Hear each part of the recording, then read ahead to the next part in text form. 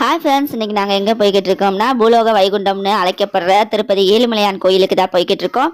மகாவிஷ்ணு எப்படி திருப்பதிக்கு வந்தாரு, லக்ஷ்மி தேவி தன்னோட கணவர் மேல ஏன் கோவப்பட்டு பத்மாவதி தாயாரா பூலோகத்துக்கு வந்தாங்க, உலகத்திலேயே மிகப்பெரிய பணக்கார கடவுள்னு சொல்லப்படுற வைகுண்டத்துக்கு சொந்தக்காரரான திருமாலே எதுக்காக குபேரர்கிட்ட தன்னோட திருமணத்துக்காக கடை வாங்கினாங்க அப்படிங்கிறதையும் இந்த கோயிலை பற்றின சில சுவாரஸ்யமான தகவலையும் தெரிஞ்சுக்கலாமா? அதுக்கு முதல்ல தமிழச்சி யூடியூப் சேனலை சப்ஸ்கிரைப் பண்ணி வச்சுக்கோங்க. வாங்க வீடியோக்குள்ள போகலாம்.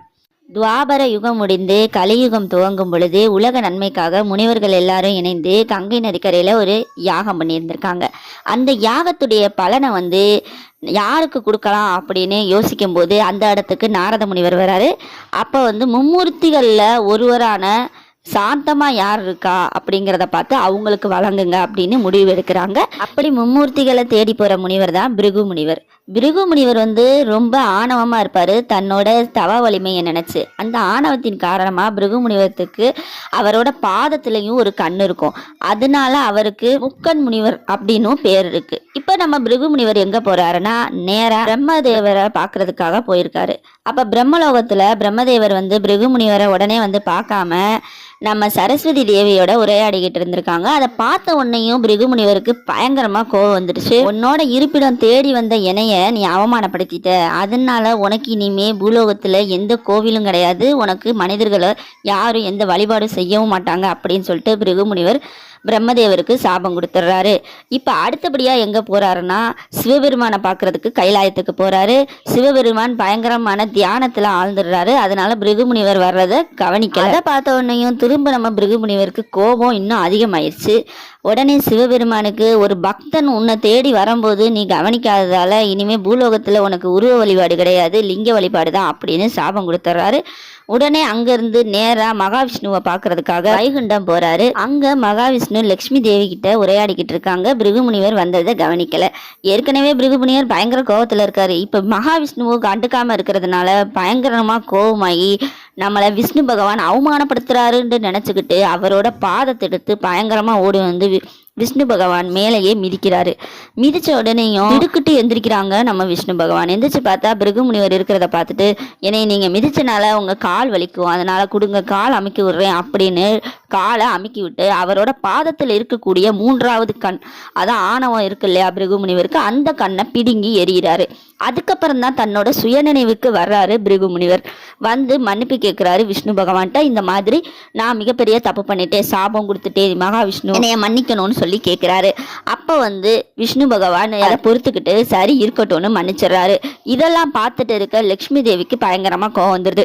என்னதான் இருந்தாலும் உங்களுடைய மார்பில குடி இருக்கிறது நான் தான், அதனால என்னுடைய இடத்த அவர் மிதிச்சது தவறு, அதனால எனக்கு இது மிகப்பெரிய அவமானம். அது மட்டும் இல்லாம நீங்க அவரோட பாதத்தை தொட்டு அவர் காலை கழுவி விட்டது எனக்கு பிடிக்கல, அதனால நான் இங்க இருந்து கிளம்புறேன்னு சொல்லிட்டு லக்ஷ்மி தேவி விஷ்ணு பகவானை விட்டு நீங்கி போறாங்க பூலோகத்துக்கு. இப்பதான் தன்னோட மனைவி லக்ஷ்மியை தேடிக்கிட்டு விஷ்ணு பகவானும் வேங்கடமலைக்கு பூலோகத்துக்கு வராரு. அங்க ஒரு புற்றின் மேல அமர்ந்து விஷ்ணு பகவான் தியானம் செஞ்சுட்டு இருக்காரு. அப்ப விஷ்ணுவுக்கு உதவி பண்றதுக்காக பிரம்மாவும் சிவபெருமானும் பூலோகத்துக்கு ஒரு கன்றாவும் பசுவாவும் வர்றாங்க. இப்ப நடந்த விஷயம் பூரா நாரதர் மூலமா மகாலட்சுமிக்கு தெரிய வருது. என்னதான் மகாலட்சுமி தன்னோட கணவர் மேல கோபமா இருந்தாலும் விஷ்ணு பகவான் பசியில இருக்கிறத பொறுக்க மாட்டாம ஒரு மாடு மேய்க்கிற பொண்ணா அந்த பசுமாடையும் கன்றையும் சோழ மன்னர்கிட்ட விற்கிறாங்க. இப்ப சோழ மன்னர்கிட்ட இருக்கக்கூடிய பணியாட்கள் மேய்ச்சலுக்காக அந்த பசுவையும் கன்றையும் வேங்கடமலைக்கு கூட்டிட்டு போறாங்க. அது மேய்ச்சல் பண்ணாம புற்றுல இருக்கக்கூடிய விஷ்ணு பகவானுக்கு பாலை தானா சுரந்து கொண்டு இருக்கு. நம்ம விஷ்ணு பகவானும் அந்த பாலை ஏத்துக்கிட்டு பசி ஆறி வந்திருக்காரு. அரண்மனைக்கு போனதுக்கு அப்புறம் இந்த பசுமாடு மட்டும் பால் கொடுக்காம இருந்திருக்கு. இதை கவனிக்கிற அங்க இருக்க வேலையாலே பசுமாடை பின்தொடர்ந்து போய் என்ன நடக்குது அப்படின்னு பாக்குறாங்க. தானாகவே அந்த பசுமாடு புற்றின் மீது பால் சுரந்து பாலை பூரா வீணாக்குறத பார்த்த உடனேயும் அந்த வேலையாளு கோபப்பட்டு பசுமாடு மேல கோடாரிய வீசுறாங்க. அப்ப பசுமாடுக்கு எதுவும் ஆயிடக்கூடாதுங்கிறதுக்காக தவம் பண்ணிட்டு இருந்தவங்க விஷ்ணு பகவான் ஊடால வந்துடுறாரு. விஷ்ணு பகவான் மேலேயே கோடாரி விழுந்துருது. இப்ப நெத்தியில காயத்தோட விஷ்ணு பகவான் ஸ்ரீனிவாசர அவதாரம் எடுத்து வாராகி முனிவரோட ஆசிரமத்தை வந்தடைகிறாங்க. அங்க பகுலா தேவி அப்படின்னு ஒரு அம்மா இருக்காங்க. அவங்க வேற யாரும் கிடையாது, துவாபர யுகத்துல கிருஷ்ண பரமாத்மாவுக்கு தாயா யசோதை இருந்திருப்பாங்கல்ல, அந்த யசோதா தேவி தான் இப்ப கலியுகத்துல பகுலா தேவியா இருக்காங்க. அவங்க நம்ம ஸ்ரீனிவாசனை பார்த்த உடனே உடனேயுமே கிருஷ்ணர் அவதாரம் ஞாபகத்துக்கு வர ஆரம்பிக்குது. ஸ்ரீனிவாசனை தான் பெற்ற தாயா பராமரித்து அந்த ஆசிரமத்திலேயே வளர்க்க ஆரம்பிக்கிறாங்க. இந்த பக்கத்து என்னடானா ஆகாசராஜன் அப்படின்ற ஒரு மன்னருக்கு குழந்தை இல்லாம இருக்கு. அவங்க புத்திர காமஷ்டி யாகம் நடத்தணும் அப்படின்னு ஒரு முடிவுக்கு வராங்க. அந்த நேரத்துல ஏற்கலப்பைய வச்சு உழுவும் போது பெட்டிக்குள்ள தாமரை மலர்களுக்கு நடுவுல ஒரு குழந்தை கிடைச்சிருக்கு. உடனே இந்த மன்னர் பெட்டிக்குள்ள இருக்கக்கூடிய இந்த குழந்தையை எடுத்து தாமரையின் பெயரான பத்மாவதி அப்படின்னு பெயர் சூட்டி ரொம்பவே பாசமா வளர்த்துட்டு வராங்க. பத்மாவதி ஒரு விஷ்ணு பக்தையா தான் வளர்ந்துட்டு வராங்க. ஒரு நாள் பத்மாவதி வேங்கடமலையில தன்னோட ஃப்ரெண்ட்ஸோட இருக்கும்போது ஸ்ரீனிவாசன் அவர் மேல காதல் வயப்பட்டு உங்களை நான் திருமணம் பண்ணிக்கிறதா சொல்றாரு. முதல்ல ஸ்ரீனிவாசனை ஏத்துக்க மறுத்த பத்மாவதி தாயார் வந்திருக்கிறது விஷ்ணு பகவான் தான் அப்படின்னு தெரிஞ்சுக்கிட்டு அவர் மீது காதல் வயப்பட்டு அவரையே திருமணம் பண்ணிக்கணும்னு நினைக்கிறாங்க. பத்மாவதி இப்ப தன்னோட தந்தையான ஆகாசராஜன் கிட்ட தன்னோட விருப்பத்தை தெரிவிக்கிறாங்க. இப்ப ஸ்ரீனிவாசனும் தன்னோட தாயாரான பகுலாதேவிட்ட போய் தான் யாரு அப்படிங்கிறத சொல்லி இந்த மாதிரி பத்மாவதியை நான் திருமணம் செஞ்சே ஆகணும்னு உறுதியா சொல்றாங்க. இப்ப ரெண்டு வீட்டாரும் பேசி திருமணம் செய்ய முடிவெடுக்கிறாங்க. ஆனா இப்பதான் ஒரு சிக்கல். அதாவது அந்த காலத்துல மாப்பிள்ளை தான் பொண்களுக்கு கல்யாணம் பண்ணும்போது நகையெல்லாம் போட்டு திருமணம் பண்ணுவாங்க. ஆனால் லட்சுமி தேவி தன்னை விட்டு பிரிஞ்சு போனதுனால செல்வங்களை இழந்து வறுமையில விஷ்ணு பகவான் வாடுறாரு. திருமணம் நடத்துவதற்காக குபேரர்கிட்ட போய் 14,000 பொன் வராகங்களை கடனா வாங்குறாரு விஷ்ணு பகவான்.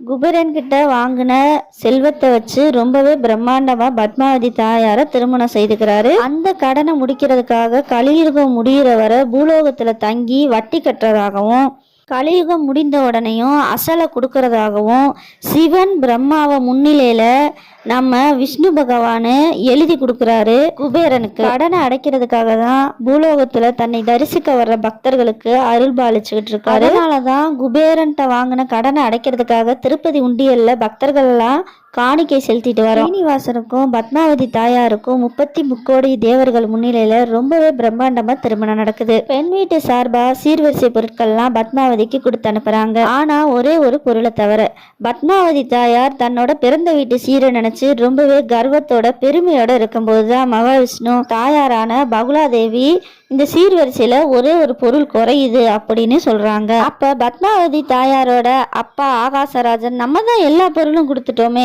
என்ன பொருள் தவறி இருக்கும் அப்படின்னு யோசிக்கிறாரு. அப்ப பகுலாதேவி நீங்க கருவேப்பிள்ளைய கொடுத்து அனுப்பல அப்படின்னு சொல்றாங்க. நம்ம சாப்பாடுல போடுற கருவேப்பிள்ளைய ரொம்ப சாதாரணமா தூக்கி கீழே போட்டுறோம். ஆனா அந்த கருவேப்பிள்ளை தான் ஏழுமலையானையும் பத்மாவதி தாயாரையும் பிரிச்சு வச்சிருக்கு. தன்னோட பிறந்த வீட்டு சீரை நினைச்சு ரொம்பவே கர்வமா பெருமையா சொல்லிட்டு இருந்த பத்மாவதி தாயார் இப்ப ஒரு பொருள் குறையிறத மன்னிப்பு கேட்குறாங்க. நான் உடனே பிறந்த வீட்டுக்கு போய் கருவேப்பிலை எடுத்துட்டு வரேன் அப்படின்னு சொல்லிட்டு பத்மாவதி கிளம்புறாங்க.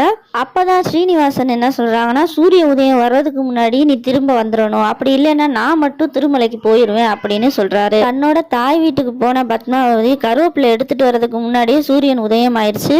இப்ப சூரிய உதயத்தை பார்த்த பத்மாவதி தாயார் அதுக்கு மேல ஒரு அடி எடுத்து வைக்கல. ஸ்ரீனிவாச பெருமாள் வேங்கடமலைக்கு தனியாவே போயிட்டாரு அப்படின்னு கேள்விப்படுற பத்மாவதி தாயார் திருச்சானூர்லயே தங்கிடுறாங்க. அதனாலதான் ஏழுமலையானுக்கு படைக்கப்படுற பிரசாதங்கள்ல கூட கருவேப்பிலை சேர்க்கறது கிடையாது. இன்னும் சொல்ல போனா அந்த ஊர்லயே எங்கேயுமே கருவேப்பிலை செடி இருக்காது அப்படின்னு சொல்றாங்க. கோச்சுக்கிட்டு போன தன்னோட மனைவியை பூலோகத்துக்கு கஷ்டப்பட்டு பிரம்மாண்டமா திருமணம் செஞ்சு ஒரு கருவேப்பிள்ளைக்காக மனைவியை பிரிஞ்சு தனியா குபேரன் கிட்ட வாங்கின கடனுக்காக வட்டி கட்டிட்டு இருக்காரு நம்ம ஸ்ரீனிவாச பெருமாள். உங்களுக்கு திருப்பதிக்கு போன அனுபவம் இருக்கா? அதே மாதிரி திருப்பதிக்கு போனோம்னா திருப்பம் வரும் அப்படின்னு சொல்லுவாங்க. அது மாதிரி உங்களுக்கு ஏதாவது திருப்பங்கள் வந்திருக்கா அப்படிங்கிறதையும் கமெண்ட்ல சொல்லுங்க. நீங்க எத்தனை முறை திருப்பதிக்கு போயிட்டு வந்திருக்கீங்க அப்படிங்கிறதையும் சொல்லுங்க. நாங்க முடி எடுக்கிறதுக்காக போயிருந்தோம் திருப்பதிக்கு. ஓகே, பாய்.